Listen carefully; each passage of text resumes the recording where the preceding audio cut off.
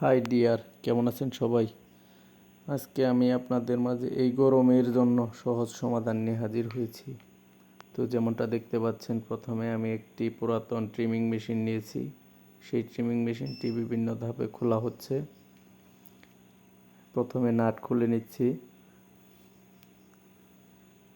ভালো করে স্ক্রুড্রাইভার দিয়ে নাট খুলতে হবে।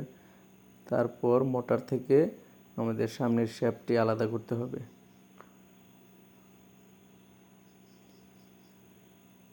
শ্যাফটটি আলাদা করা হয়ে গেলে আবার পুনরায় মোটরটি ফ্রেমের মধ্যে আবার পুনরায় লাগিয়ে দিতে হবে। তারপরে লাগানো হয়ে গেলে আবার ব্যাটারি দিয়ে কানেকশন করতে হবে। পাশাপাশি চেক করে দেখতে হবে যে কি ঠিক আছে কিনা। আর এই যে সামনে যে আমাদের যে প্রপেলারটি দেখতে পাচ্ছেন, এই প্রপেলারটি কিন্তু আমাদের হ্যান্ডমেড। আপনারা যদি চান তো কিভাবে এই প্রপেলারটি তৈরি করতে হয় সেটিও পরবর্তী ভিডিওতে দেখিয়ে দেওয়া হবে। আর আশা করি আপনারা আমাকে সাবস্ক্রাইবার করবেন, লাইক কমেন্ট করবেন।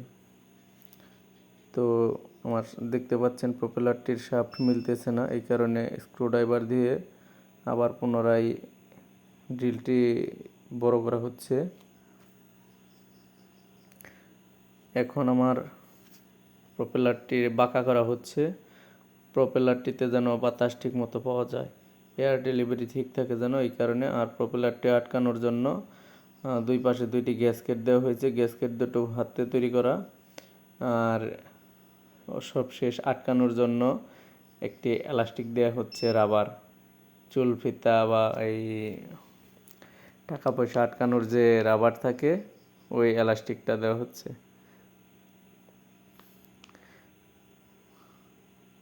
আমার এই আইডিয়া আপনারা অবশ্যই লাইক কমেন্ট শেয়ার এবং সাবস্ক্রাইব করবেন। যদি এরকম ভিডিও আরও দেখতে চান সেক্ষেত্রে কমেন্টে জানাবেন। আমি আশা করি ইনশাল্লাহ পরবর্তীতে এরকম আরও অনেক ভিডিও দেওয়ার চেষ্টা করব আপনাদের মতামতের ভিত্তিতে। তো দেখতে পাচ্ছেন আমার ফ্যানটি রেডি। এখন আপনাদেরকে টেস্ট করে দেখাবো কিভাবে আমার ফ্যানটি ঠিক আছে কিনা। এই দেখেন আমার ফ্যানটির এয়ার ডেলিভারি কত সুন্দর হয়েছে। তো সবাই আমার জন্য দোয়া করবেন। আসসালামু আলাইকুম।